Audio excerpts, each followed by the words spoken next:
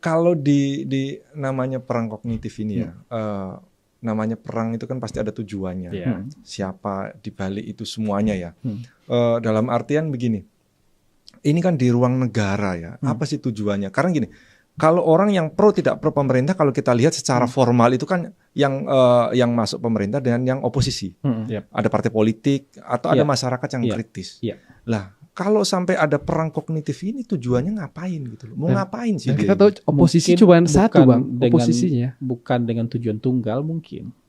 Tapi intinya menjudutkan pemerintah, di corner pemerintah, di tempat yang dia nggak bisa gerak. Nanti jadi jelek, nanti jadi jahat, kalau perlu tumbang sekalian. Kan level-level tujuannya tuh sampai di sana. Menyandung, atau ya udah tumbang. Nggak bisa gerak apa-apa. Pemerintah begitu dapat tekanan publik itu jadi mikir loh. Oh iya, bayangin coba. Efisiensi aja di demo coba. Bukannya senang efisiensi, tapi efisiensi hebat kan. Efisiensi ada yang demo loh. Tapi kan biasanya, tapi itu karena ketika efisiensi, tapi kabinet Prabowo juga semakin lebar gitu bang. Dianggap tidak fair juga gitu. Lah tapi efisiensinya 300 triliun loh. Itu bagus. Dengan kabinet nambah ini berapa sih? Yang efisien tuh 300 triliun.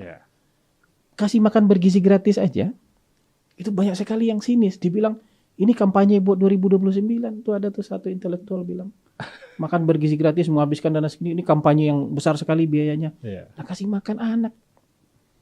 Dan ini dilakukan oleh lebih dari 105 negara. Kamu mau bilang 105 negara itu kampanye buat 2029? Ini cara ngelawan cognitive warfare tuh begini gitu. Ini bukan agresif gitu. Ketika saya bilang kamu mau bilang 105 negara itu yang kasih makan anak-anak sekolah itu sebagai kampanye buat 2029. Kan ini harus dipakai.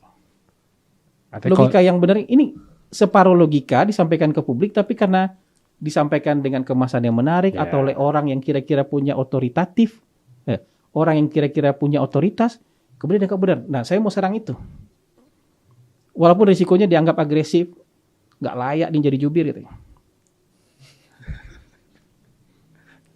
Ya makanya saya tadi nyebut tujuannya yang tadi. Ya itu tadi tujuannya mungkin nggak satu, level-levelnya macam-macam, bisa menyandung, bisa menghambat, sekedar menjelek-jelekan atau menjatuhkan. Kan kalau guliran bola saljunya makin lama makin besar kan apa saja bisa terjadi. Kalau guliran kebencian hingga jadi bola salju kan apa saja bisa terjadi.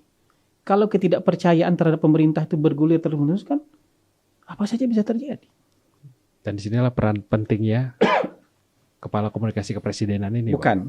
Inilah pentingnya kita sadar bahwa ada namanya cognitive warfare. Kita belum memasukkan aktor-aktor dari luar loh. Misalnya pasti ada kan aktor dari luar yang nggak suka Indonesia maju, pasti ada kan. Kalau kita kompak cepat kita majunya. Cina itu kan kompak maju cepat dia. Singapura kompak cepat dia majunya. Kita kan jarang kompaknya gitu loh. Jadi lari kesandung dikit gitu. Lari kakinya keseleo gitu. Gitu kita kalau lagi lari itu. Kayak gitu. Tapi nah ini yang harus kita hadapi itu hanya bisa kita hadapi kalau kita sadar bahwa pola komunikasi hari ini nggak bisa lagi hanya press release. Nggak bisa lagi hanya hak jawab, klarifikasi, konfirmasi. Itu perlu. Ya, tapi men-challenge argumentasi orang yang menyudutkan pemerintah juga penting. Supaya masyarakat bisa pilih, oh ya ini argumentasinya ini argumentasinya ini. Ini kalau ibarat senjata, cognitive warfare itu minimal itu pakai bazooka. Kalau press release itu kalau press release pakai apa itu? Pistol tangan, pistol air itu. Pistol pun air ya. Pistol pun air lagi. Iya maksudnya. Ya. Kita hanya boleh pakai itu sementara mereka pung meledak gitu loh. Kita gitu. Menang nggak kira-kira? Basah doang. Pistol air. Ya itu tadi contohnya ketika rame soal keracunan MBG sampai 5 juta, press release cuma 1.000 doang yang nonton gitu. Yang kayak gitu. Jadi kalau begitu pemerintah pasti lama-lama tersudutkan kalah. Ya. Kalau kebencian dan ketidakpercayaan bergulir semakin besar, apa saja bisa terjadi. Iya. Lagian juga nggak mendidik ke masyarakat juga, kasihan juga sih. Nah itu, jadi meracuni pikiran juga jadi. Ya ini kan ide, proposal, rencana yang bisa saja disetujui, bisa saja tidak.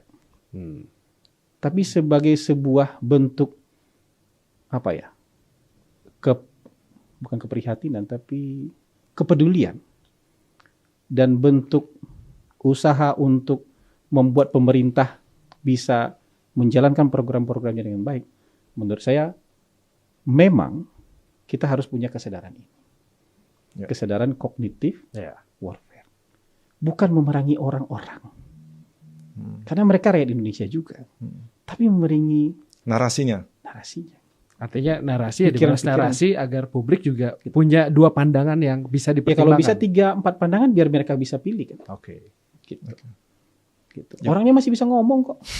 Tayangan podcastnya juga masih bisa tayang. Betul. Oke. Bang, thank you sudah ngasih insight yang menarik.